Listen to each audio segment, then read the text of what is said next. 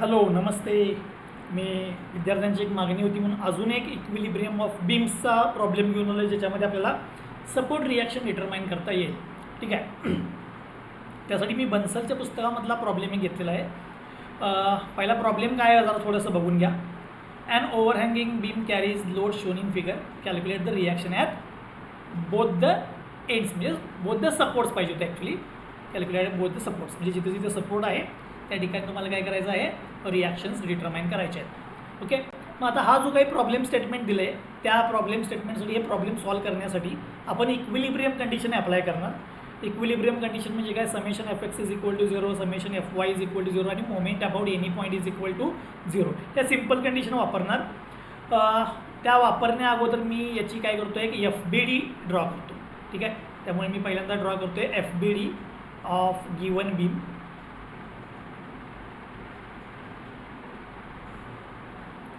लक्ष द्या सर्वांनी. एफ बी डी ड्रॉ करताना मी हा तुमचा ए ई बीम दिलेला आहे. त्याच्यामध्ये ए पॉईंटला सपोर्ट आहे म्हणजे इथं रिॲक्शन येणार, रिॲक्शन ॲट ए. त्याच्यानंतर बी पॉईंटला पण सपोर्ट आहे म्हणजे इथं सपोर्ट रिॲक्शन येणार, रिॲक्शन ॲट बी. बरोबर. आणि याच्याबरोबर थोडंसं लक्ष द्या, ह्याच्यामधले पॉईंट्स लोड मी पटकन मार्क करून घेतो. इथे एक सी पॉईंट आहे. सी पॉईंटला लोड आहे 8 किलो न्यूटन आणि त्याच्यानंतर एक डी पॉईंट आहे. डी पॉईंटचा लोड आहे 4 किलो न्यूटन. ओके. जे काही लोड्स दिलेत ते मी आहे तसे मार्क करून घेतले.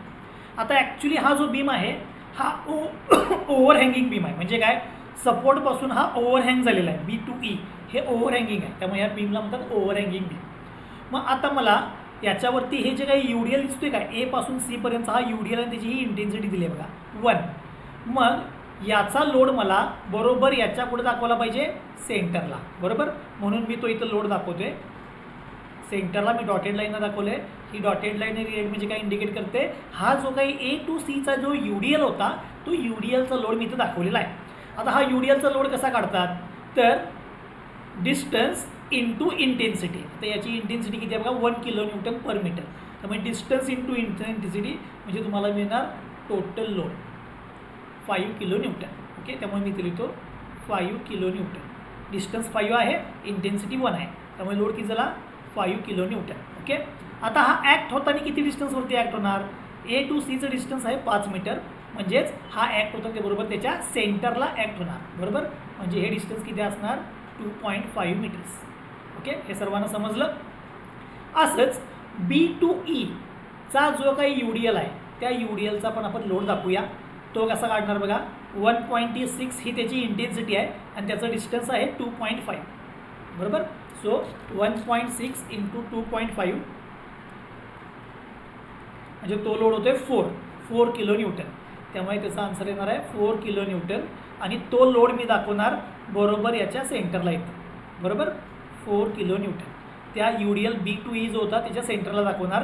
म्हणजेच हे डिस्टन्स किती होणार, या 2.5 हे जे काही डिस्टन्स आहे 2.5 त्याचा काय येणार हाफ. त्यामुळे इथे येणार 1.25. ओके. हे सर्वांना समजलं. लोड कसा काढला, इंटेन्सिटी इंटू डिस्टन्स म्हणजे या लोडची इंटेन्सिटी इंटू त्या लोडचं डिस्टन्स आणि दाखवला कुठं, त्या यू डी एलच्या बरोबर सेंटरला, त्याच्याबरोबर सेंटरला मी दाखवला. बाकीचे राहिलेले डायमेन्शन्स मी आहे असे दाखवून घेतो.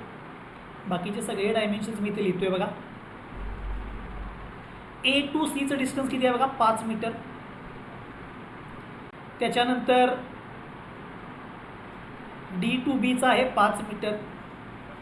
त्याच्यानंतर बी टूचं ईचं आहे 2.5 मीटर. आता हा मी डायरेक्ट पुस्तकात नाही असा प्रॉब्लेम घेतलेला, तिने सी टू डीचं डिस्टन्स दिलेलं नाही आहे, तर ते आपण घेऊया 1 मीटर. त्यामुळे सी टू डिस्टन्स डीचं डिस्टन्स किती करते मी 1 metre.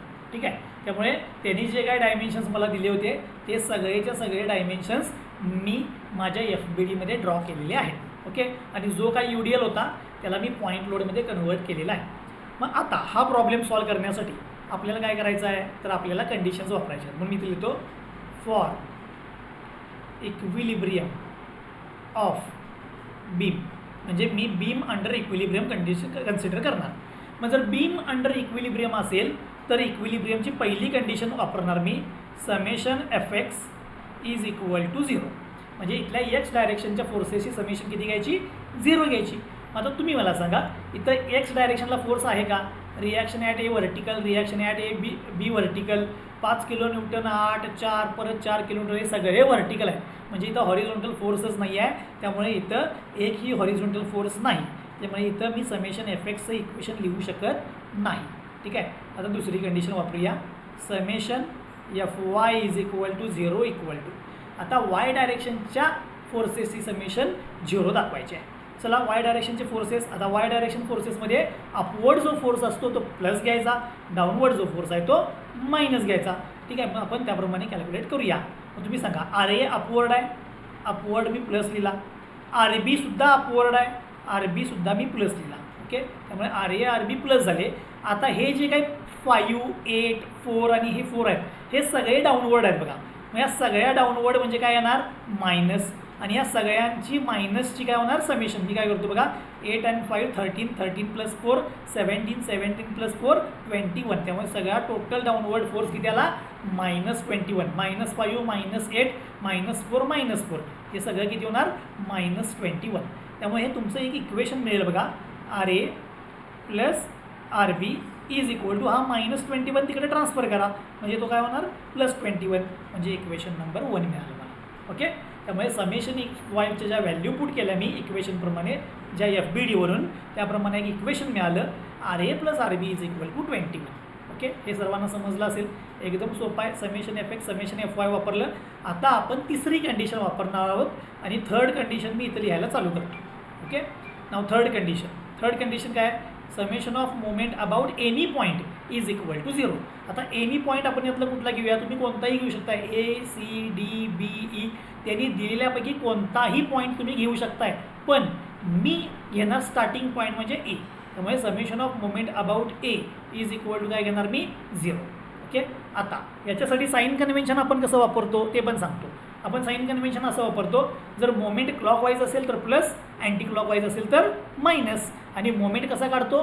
Force into perpendicular distance. त्यामुळे फोर्स इंटू परपेंडिक्युलर डिस्टन्स करायचं, मोमेंट मिळेल. आणि जर तो क्लॉकवाईज असेल तर प्लस लिहायचा, अँटी क्लॉकवाईज असेल तर मायनस लिहायचा. इतका सोपा आपण रूल वापरणार आहोत. चलो मग एचा मोमेंट तुम्ही सांगायचं मला. ए या पॉईंट, मी इथं गोल करतोय मुद्दाम, ए पॉईंटमधूनच आर ए पास झाला आहे. त्यामुळे आर ए इंटू परपेंडिक्युलर डिस्टन्स किती येणार? 0. का? कारण ए आर ए हा ए पॉईंटमधूनच पास झाला आहे. त्यामुळे परपेंडिक्युलर डिस्टन्स 0 आला. त्यामुळे त्याचा मोमेंट आर ए इंटू किती आला? 0. ओके. म्हणजे थोडक्यात हा मोमेंट झाला 0. ओके. आता पुढचं या. आता हा 5 किलो न्यूटन फोर्स घ्या. 5 इंटू परपेंडिक्युलर डिस्टन्स किती आहे बघा, ए पासून या फोर्सपर्यंतचं डिस्टन्स किती आहे? 2.5. त्यामुळे 5 इंटू किती येणार? 2.5. बरोबर. आणि हा फिरताना कसा फिरणार बघा, ए हा सेंटर घ्यायचा आणि या सेंटरच्या अबाउट हा मोमेंट म्हणजे ह्या फोर्समुळे हा बीम कसा फिरणार? क्लॉकवाईज. बरोबर. त्यामुळे तो क्लॉकवाईज मोमेंट तयार करणार. क्लॉकवाईज मोमेंट म्हणजे प्लस. ओके. त्यानंतर आता पुढचा घ्या. 8 किलो न्यूटन हा फोर्स घ्या. 8 इंटू, आता ए पासून सीचं डिस्टन्स पाहिजे मला. 8 इंटू परपेंडिक्युलर डिस्टन्स म्हणजे काय येणार? ए पासून सी पॉईंटपर्यंत डिस्टन्स आणि ए सी डिस्टन्स किती आहे? 5. आता परत ए हा सेंटर आणि या 8 किलो न्यूटनचा मोमेंट काय येणार? परत क्लॉकवाईज म्हणजे काय येणार? प्लस. बरोबर. त्यामुळे 8 इंटू 5 हा पण काय आला? प्लस. त्याच्यानंतर पुढचा घ्या. पुढचा फोर्स आहे 4 किलो न्यूटनचा. हा 4 किलो न्यूटनचा म्हणजे डी पॉईंटचा 4 kilo Newton. So 4 kilo Newton into distance A D. A D हे डिस्टन्स किती आहे? 5 + 1 म्हणजे किती आहे? 6. ओके. आणि त्याचा मोमेंट कसा येणार? क्लॉकवाईज. क्लॉकवाईज म्हणजे काय येणार? प्लस. त्याच्यानंतर आता आर बी घ्या. आर बीचा मोमेंट आर बी इंटू, आता बी पासून एचं डिस्टन्स किती येणार बघा? 5 + 1 + 5 म्हणजे किती येणार? 11. आणि याचा मोमेंट कसा येणार? ए पॉईंटच्या अबाउट हा आर बी अँटी क्लॉकवाईज फिरणार. अँटी क्लॉकवाईज फिरणार म्हणजेच मायनस. ओके. त्यानंतर हा ओव्हर हँगिंग जो UDL होता त्याचा हा लोड बघा रेडमध्ये दाखवला आहे 4 किलो न्यूटन. याचा मोमेंट घ्या. सो 4 इंटू, आता 4 इंटू डिस्टन्स बघा ए पासून या पॉईंटपर्यंतचं डिस्टन्स. ओके. या फोर्सच्या पॉईंटपर्यंतचं डिस्टन्स म्हणजे कसं येणार? 5 + 1 6, 6 + 5 11, 11 + 1.25 म्हणजे 12.25. बरोबर. आणि याचा मोमेंट कसा ॲक्ट होणार? क्लॉकवाईज. क्लॉकवाईज म्हणजे काय येणार? प्लस. ओके. त्यामुळे मी प्रत्येक पॉईंटचा ए पॉईंटच्या अबाउट मोमेंट घेतला आणि त्या सर्वांची मी समेशन केली. ओके. समेशन केल्यानंतर आता आपण हे सॉल्व करणार आहोत. सॉल्व करण्यासाठी बघा एचा मोमेंट 0 आहे. हा गोल करतो, हा 0 आहे, ह्याला घेऊ नका. आता त्यामुळे राहिला फक्त हा -11 RB. -11 RB त्या बाजूला ट्रान्सफर करा म्हणजे काय होणार +11 RB. ओके. आता या बाजूला काय काय राहिलं ते आहे असं लिहून घेतो. 5 × 2.5 + 8 × 5 + 4 × 6 + 4 × 12.25. ओके. जी राईट साईड होती ती अशी आहे तशी लिहिली, फक्त RBची टर्म मी त्या बाजूला ट्रान्सफर केली. आता मी हे कॅल्क्युलेट करतो आहे, याचा आन्सर किती येते बघूया. सो 5 × 2.5 + 8 × 5 + 4 × 6 + 4 × 12.25. ओके. सॉल्व केलं, आन्सर येते 125.5. ओके. 11 RB. ओके. चलो आता RBचा आन्सर काय येईल बघा मग. So RB is equal to 125.5 divide by 11. त्यामुळे आन्सर येते 11.40 किलो न्यूटन. समजलं. त्यामुळे RBचा आन्सर किती आलं आहे 11.40.